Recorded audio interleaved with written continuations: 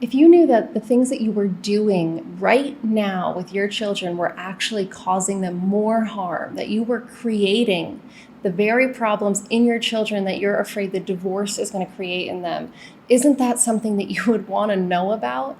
Please stay with me for this video because I coach hundreds of divorced fathers, and I see them making this same mistake again and again. There are really scary statistics out there around the impacts of divorce on kids. And for a lot of dads, those statistics are overwhelming. It makes them angry at their ex-wives. They don't know how she could do this to the kids. And what they don't realize is that as they're getting so caught up in that fear and anger, they're actually the ones doing the things to their kids that are causing damage and harm. So in this video, I'm going to help you understand what that is, how to stop it, and what you can do instead to actually support your children through divorce so that they can grow up healthy and happy and actually have good, strong, stable relationships and marriages that don't end in divorce for them, because I know that that is what you want for them.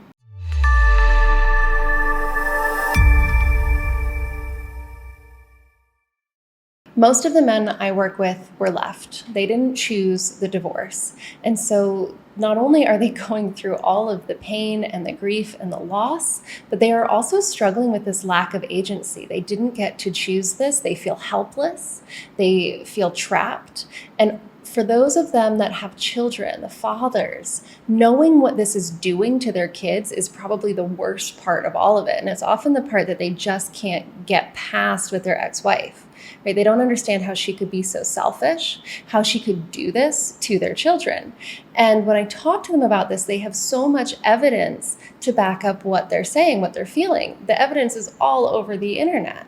Right? All you have to do is Google the effect of divorce on kids or divorced kids, and you get all these scary statistics about how they're more likely to do badly in school, have a harder time getting into college, more likely to be into drugs, alcohol, teenage sex, unplanned pregnancy, unhealthy relationships. They're way more likely to get divorced themselves. There's just this litany of terrifying statistics that basically say if you get divorced, your kids are screwed.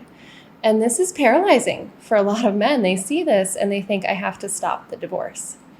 And so they focus their efforts on that. They focus on trying to make things better, trying to get her to change her mind.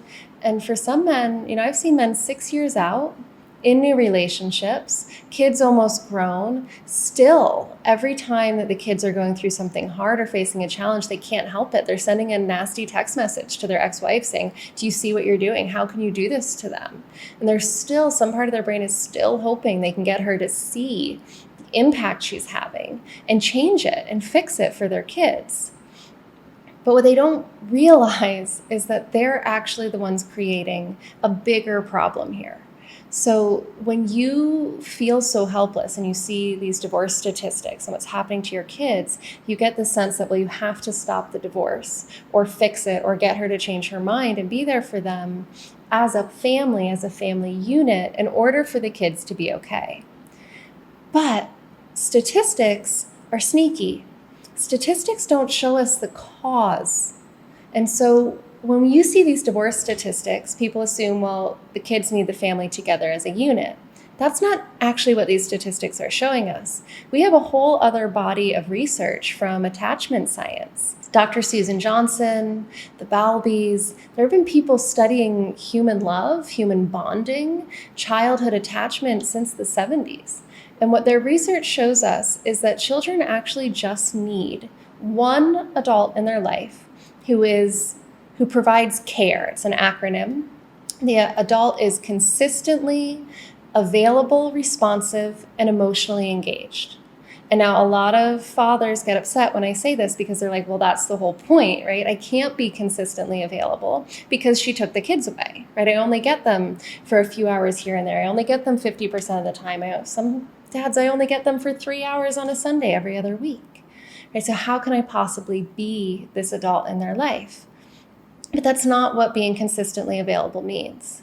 It's about being available when you're with them, right? When you're with them and they reach out to you or they're upset or they're going through something, whatever is happening when you're with them physically, are you emotionally available? Are you emotionally responsive? Are you emotionally engaged with them? And the research on this is pretty brilliant because it suggests that this person can be a teacher, it can be a coach, it can be someone that the child only sees for a few hours at a time, it can be a grandparent that they only see a few times a year. It is not the amount of time they spend with this person. It is the felt sense the child has of feeling safe, connected with an emotionally responsive adult.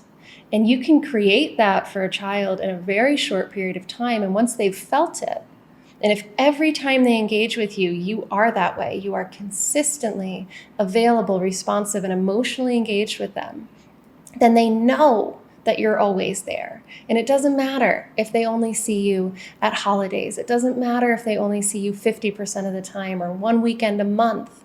They know that there is an adult out there in the world who is this emotionally safe place.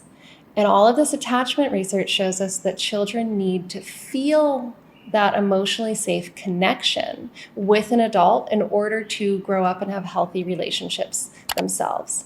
And so that secure attachment, that secure emotional connection, it's not about time. It's not about having the perfect set of activities together. It's about how they feel when they're with you. And the big tragedy that I see played out by men again and again in divorce is that they don't know this. No one's helped them understand it. And especially for a lot of men, they're also dealing with these societal expectations to be strong, to be a rock, to have a stiff upper lip. All of this bullshit that teaches men to suppress their own emotions and separate themselves from deeper emotional connection. And so men are already struggling with their own emotions during divorce. They're lacking a good support system in a lot of cases. And they have this expectation of themselves that they've been taught that they shouldn't feel such strong emotion. And now they've got these kids who have these emotional needs. And what they're focusing on is not the emotional needs of the children. They're focusing on the divorce because the statistics tell them that the divorce is bad for the kids. And so if they can't stop the divorce, they don't feel like they can help the kids. And the cycle that I see a lot of men getting caught in that is actually harmful to the kids is they're spending so much time feeling either helpless, which leads to despair and depression, or they're angry at their ex-wife for initiating and causing the divorce that's harming the children. But when you are in anger or in despair or in depression, and that emotion is so strong in you, guess what? You can't be that calm, grounded, emotionally available, responsive, and engaged space for your children. And so even if you're planning these perfect weekends and trying to do everything right for them, if you are not feeling good, if you're feeling overwhelmed or depressed or anxious or afraid of the future, or you're overwhelmed by grief, you can't give your kids the one thing that they actually need from you. And the tragedy here is that you actually have way more power than you think. You have way more influence over what happens to your children, how they grow up, what their future looks like, whether or not their relationships are healthy or end in divorce. You can impact that. You did not lose your ability to influence that when you got divorced. You do not have to restore the family unit in order to give that to your children.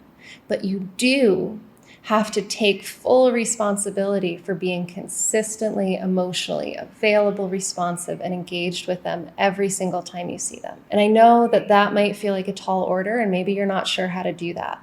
So please come with me into my free masterclass. In it, I teach you the one strategy that I use with my clients to help them learn to regulate their own emotional systems. Because I'll tell you this, you cannot help your children. You cannot be there in the way that they need you to be if your emotions are all out of whack, if you're in fight or flight, if you're in anger, if you're in depression. You're not going to be able to do this for your kids. It's not about the actions you take or even the words you say. It's about your presence.